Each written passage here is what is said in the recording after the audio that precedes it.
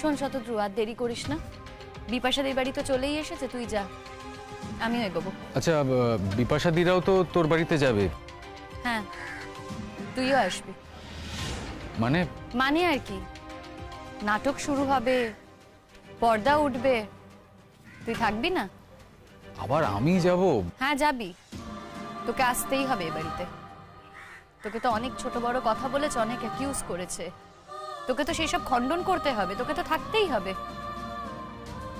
আর দেরি করিস না, বিপাশাদির বাড়ি যা, আমাকেও তাড়াতাড়ি বাড়ি যেতে হবে, সব গোছগাছ করতে হবে। আচ্ছা, তুই কি আজকেই ওখান থেকে চলে আসবি? আজকের পর ও বাড়িতে আর একটা রাতও বাস করা আমার পক্ষে সম্ভব নয়। আজ তো আর কলকাতায় যেতে পারবো না, আজ বিপাশাদির বাড়িতেই থাকবো। আর দেরি করিস না, তুই বিপাশাদির বাড়ি যা, আমি আসি। হ্যাঁ শিমুল, সাবধানে।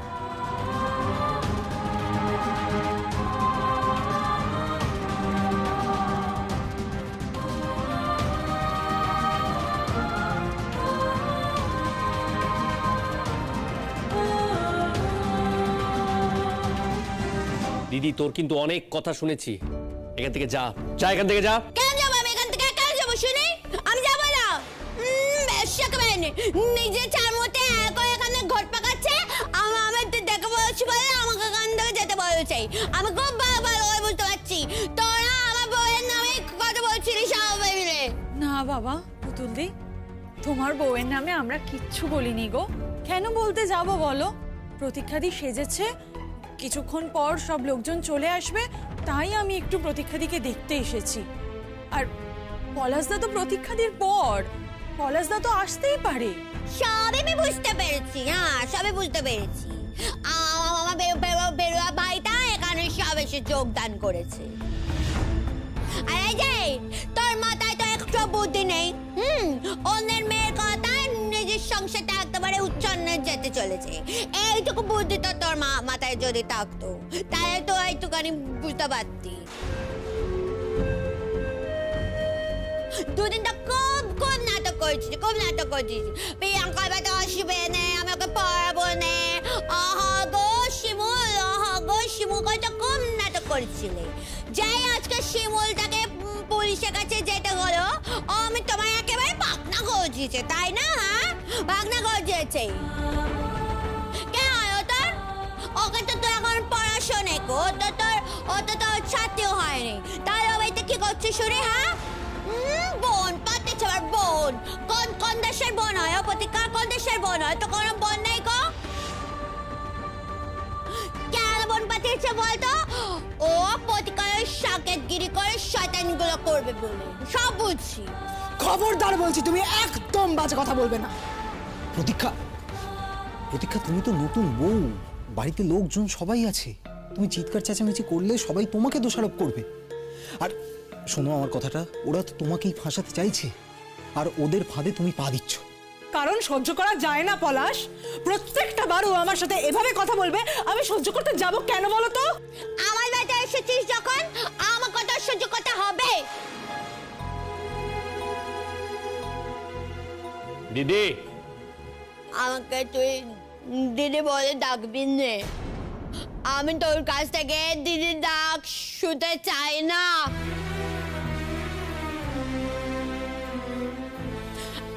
একদম হয়তো ছাড়া হয়েছিস তুই একটা।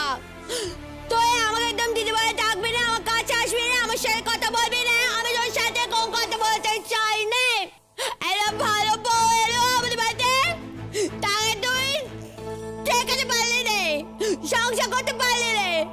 অন্যের কথায় তুমি নৃত্য করছো, অন্যের কথায় নৃত্য করছো, নিজের সর্বনাশ নিজে ডেকে আনছো তুমি। আমি বলে দিচ্ছি আজকে, কেউ বাঁচাবে না, কেউ বাঁচাবে না।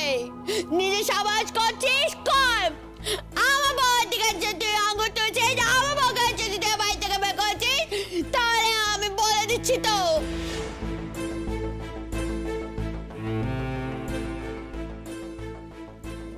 আমার বাড়িতে কেউ নেই, কেউ আমাকে ভালোবাসে না। আমার শিমুল শুধু আমাকে ভালোবাসতো, আমার যত্ন করতো, আমাকে কত ভালোবাসতো আমাকে।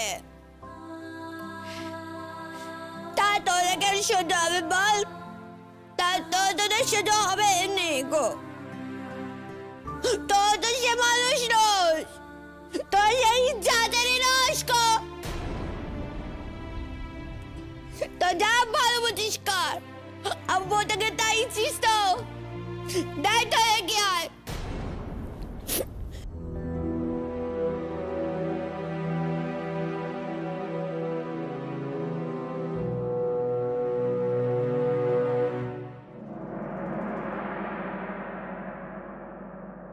ছেড়ে দে আমাকে, না বললাম তো আমি সাজবো না, কিছু সাজবো না, আমাকে ছাড় না। ভালো লাগছে আমার কথা বলছিস, শুনতে পাচ্ছিস না তুই আমার কথা? তখন থেকে কথা বলে যাচ্ছিস তো। আজ শিমুল এসে গেছে। বউ, এই তো তুই চলে এসেছিস। এই তো আমি তো সবাইকে বলছিল জানিস, সবাই বলছিল তুই আমার ছেড়ে চলে গেছিস, তোর নাকি মুখ পড়েছে, তাই তুই এই বাড়িতে কখনো আসবি না। আমি বলছি আমার বই মুখ পুড়তে পারে না, যারা বলছে তাদের মুখ পুড়েছে। এই বাড়িটা কিন্তু হোটেল নয়। হ্যাঁ, বাড়িতে একটা বিয়ে হচ্ছে তো, আত্মীয় স্বজন সকলে এখানে রয়েছে।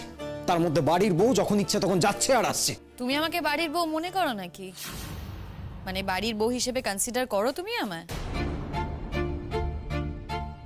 তা তুমি কোথায় আসছো যাচ্ছ সেটা তো বলে যাবে মা। বলার প্রয়োজন মনে করছি না রাঙা কাকিমা।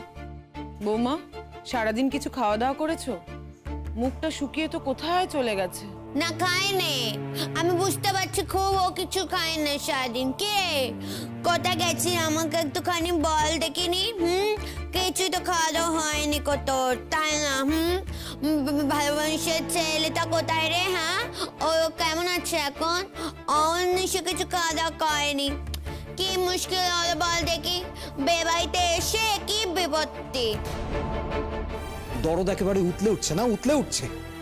শিয়ানা মেয়ে দেখেছি, সব কিছু বোঝে, লোকের সামনে সাজিয়ে গুছিয়ে নিজেকে এরম ভাবে রাখে। আসলে শয়তানি বুদ্ধির বেলা কিন্তু সব ঠিক আছে। যেটুকু নিজে পারলুম তাই করলুম, যার উপর ভরসা করেছিলুম সে তো শেষ মুহূর্তে হাত তুলে দিলে না। আর আমি আর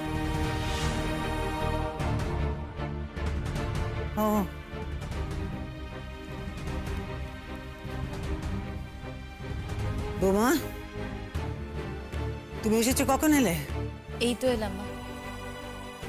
এখনো তুমি আমার উপর ভরসা করছো, ভাবতেই পারিনি। যাক বৌমা, সন্ধেবেলাটুকু আর বাড়ি থেকে বেরিও না। না কাকিমা, এখন আমি বাড়ি থেকে বেরোবো না। এখন আমার এ বাড়িতেই কাজ আছে।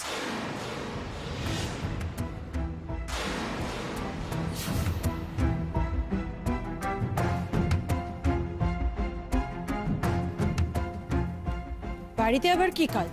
তুমি কে গো এই বাড়ির? এখনো অবধি তো তুমি এই বাড়ির কেউ হওনি, তাহলে আমি তোমাকে কেন কৈফিয়ত দিতে যাব? শিমুল, তুমি কিন্তু ওর সঙ্গে ভদ্রভাবে কথা বলো। আমি কার সাথে কিভাবে কথা বলবো সেটা না আমার ব্যাপার। এই ব্যাপারে তুমি আমাকে ডিকটেট করতে যেও না।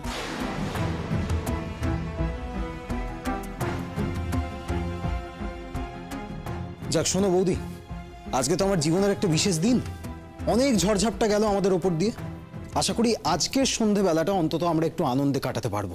ওমা, কেন পারবে না? নিশ্চয়ই পারবে। আর তাছাড়া আমি তো এতক্ষণ বাড়িতে ছিলাম না পলাশ। আমি বাড়িতে থাকা মানেই তো অশান্তি।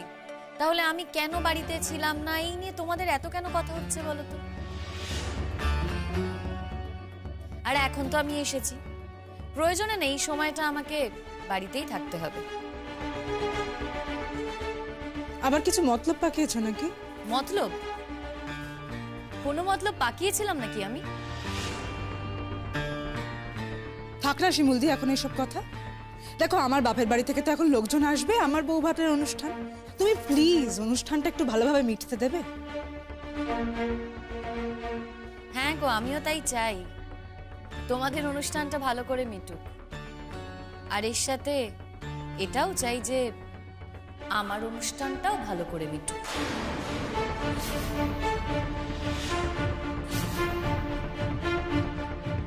বউ, তুই সাজবি না? না গো পুতুল দি, আমার আর সাজার দরকার নেই, এই সাজেই লোকে আমাকে ঠিক চিনবে। কিন্তু বিয়ে বাড়ি বলে কথা, তোমার তো সাজগোজ হয়নি, একটু সাজনি এখনো। চল আমি তোমায় সাজিয়ে দিই। বৌদি ভাই, বলছি তুমি যে বললে ছোটদা ভাইয়ের বিয়েতে ওই শাড়িটা পরবে, পরবে না? তুতুল, তোমার কি মনে হয় এখন এই বাড়িতে আমার নতুন শাড়ি পরে ঘুরে বেড়ানো উচিত? ও বৌমা, যা হয়েছে ভুলে যাও মা। সব তো পুলিশের হাতে আছে এখন। পুলিশ একদম ঠিক বিচার বিবেচনা করবে, যে দোষী তাকেই ধরবে। আর এখনো পর্যন্ত তো শতদ্রুকেই ধরেছে, কিন্তু ও তো নিরপরাধ, দেখো ওকে ঠিক ছেড়ে দেবে। তবে তোমাকে ওই কথা বলি বৌমা, কোথায় নিজের বাড়ির বিয়ে নিয়ে তুমি ব্যস্ত থাকবে তা নয়, কোথায় কে থানায় ধরা পড়েছে তাকে ছাড়ানোর জন্য তুমি ব্যস্ত হয়ে উঠেছ। যাচ্ছ তো সেখানে, এসব বুঝতে তো আর আমার বাকি নেই গো। না মা, ঠিকই বুঝেছো তুমি, বুঝতে তোমার বাকি থাকবে কেন? এখন তো এটাই আমার জীবনের সব থেকে বড় লক্ষ্য। বাহ, দেখো মা, দেখো এই যে, এই তোমাদেরকেও বলছি, যারা আত্মীয় স্বজন এখানে উপস্থিত আছো সবাইকেই বলছি, তোমরা সবাই তো আমাকে দোষারোপ করতে না। এবারে দেখো, চোখের সামনে দেখছো তো, এই ঘটনাগুলো কিন্তু আমরা কেউ জানাইনি তোমাদের। তোমাদের কি মনে হয় এগুলো জানার পর কেউ চুপ করে বসে থাকতে পারে? কি মনে হয়? সত্যি আমার দাদার সামনে দাঁড়িয়ে বলছে ও নাকি সারাদিন বাড়ির বাইরে ছিল, তাও কি জন্যে?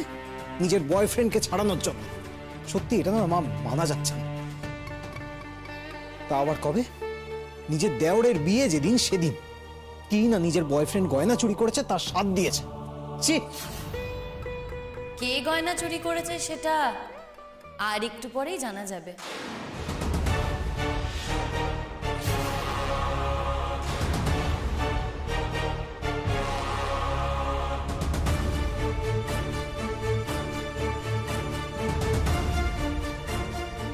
চিন্তা করো না পলাশ।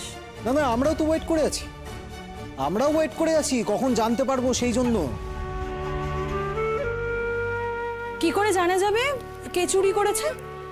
না, কেউ তো আর চোখ দিয়ে বসে থাকেনি, আর পুলিশরাও তো তখন সেখানে ছিল না। তুমি চিন্তা করছো কেন? দেখো, এই বাড়িতে বাকি অতিথিরা যেমন এসেছে তুমিও তেমন এসেছো, অনুষ্ঠান হয়ে যাবে তুমিও চলে যাবে, তোমার তো মাথা ঘামানোর দরকার নেই। আর তুমি তো এই ব্যাপারটাতে জড়িয়ে নেই, তাই না? তাহলে শুধু শুধু এত ভাবছো কেন?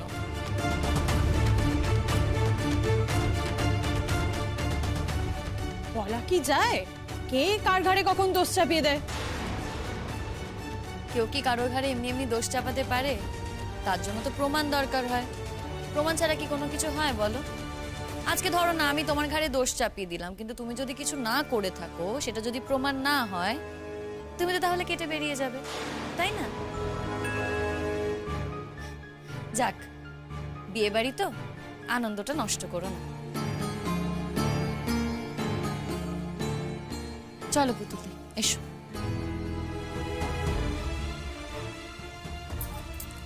পুতুল দি, এসো এসো, আস্তে আস্তে এসো, এসো পুতুল দি। তোকে একটা কথা বলবো রে। বলো, আমি তোমার শাড়িটা বের করে দিই। বলছি কি, তুই আমাকে ছেড়ে চলে যাবি না তো?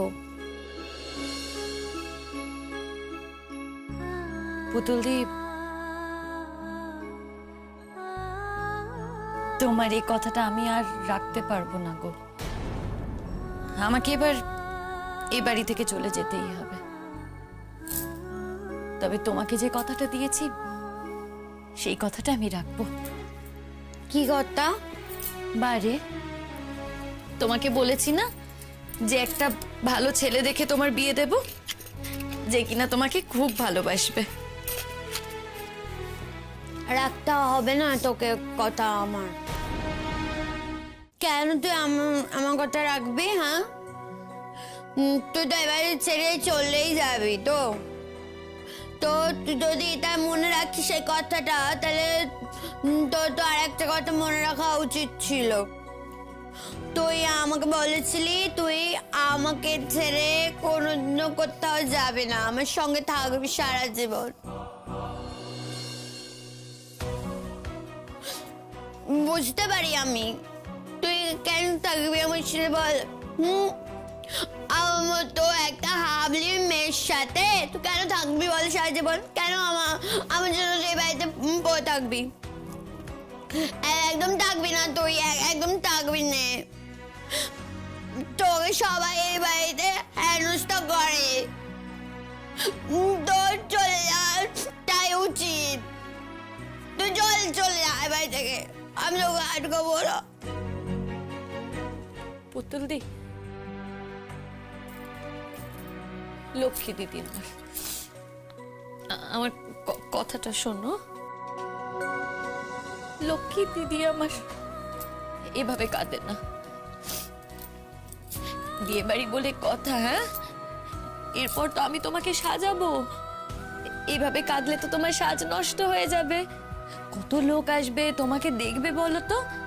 আর দেখো কি সুন্দর একটা শাড়ি বের করে রেখেছি, এখন তো তুমি নিজে নিজে শাড়ি পরতে পারো। হ্যাঁ, যাও বাথরুমে গিয়ে শাড়িটা পরে এসো। তোকে পাকামি করতে হবে না।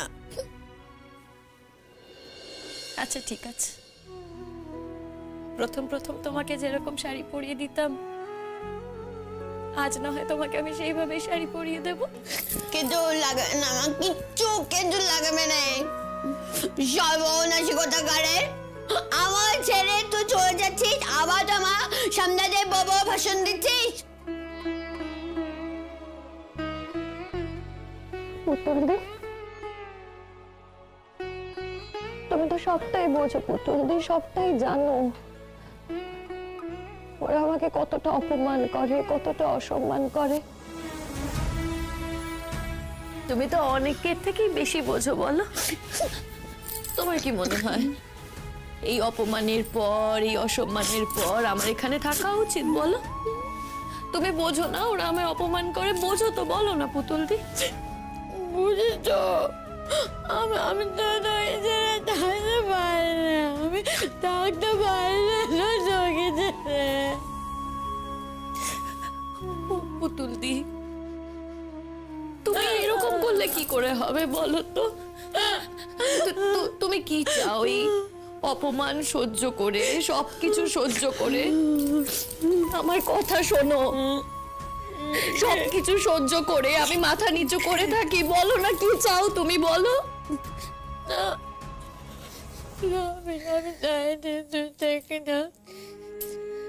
আমি তো জানি তোকে সবাই খুব অপমান করে।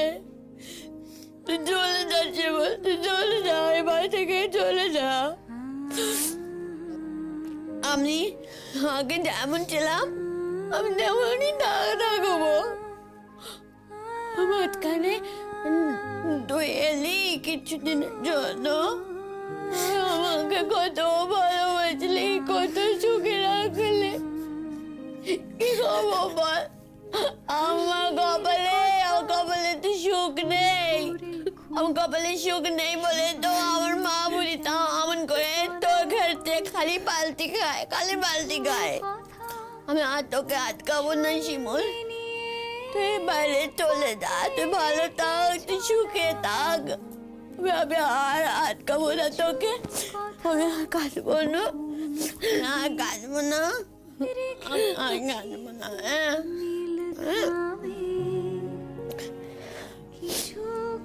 আচ্ছা শিমুল, তুই আমার বাড়ি থেকে চলে গেলে আমার সঙ্গে তোর আর কখনো দেখা হবে না, তাই না রে বউ? কেন দেখা হবে না? কে বলেছে তোমার সাথে আমার দেখা হবে না? আমি যেখানেই যাই না কেন আমি তো আসবো আমার পুতুলদের কাছে। তোমার সাথে দেখা করতে না আমাকে কেউ বাধা দিতে পারবে না পুতুলদি, কেউ বাধা দিতে পারবে না। কিন্তু আমি একটা কথা ভাবছিলাম যে আমাকে খাইয়ে দেবে, আমাকে কে গল্প বলে শোনাবে? তারপরে আমাকে ভালো মন্দ কে রান্না করে দেবে বল? আমার যে আর কিছু করার নেই গো পুতুল দি।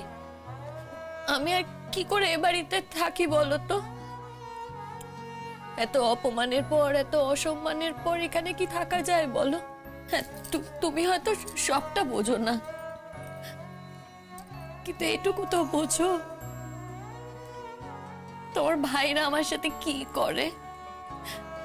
তোমার সাথেও তাই করে আমি জানি পুতুল দি। আচ্ছা, তোমার কাছে কোনো উপায় নেই বলে তোমাকে এখানে পড়ে থাকতে হচ্ছে, কিন্তু জানো তো আমি সত্যি চাই, সত্যি চাই আমার এই দিদিটাকে একটা সুন্দর জীবন দিতে। আমি তোমায় কথা দিয়েছিলাম না পুতুল দি, যে আমি তোমাকে একটা সুন্দর জীবন দেব। তুমি দেখো আমি আমার সেই মুখের কথা ঠিক রাখবো।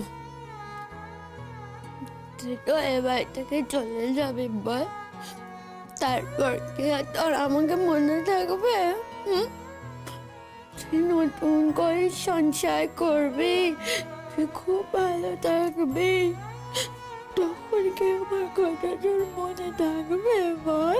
তোমাকে মনে থাকবে না তা কি হতে পারে বলো? এখন তোমার মনে হচ্ছে যে শিমুল কথার কথা বলছে, কিন্তু দেখো একদিন তুমি ঠিক বুঝবে যে এটা মুখের কথা নয়, এই কথাটা সত্যি। আমি তো আর কিছু চাই না, আমি তো আর কিছু চাই না তোর কাছে। আমি তো শুধু একটা জিনিস চাই,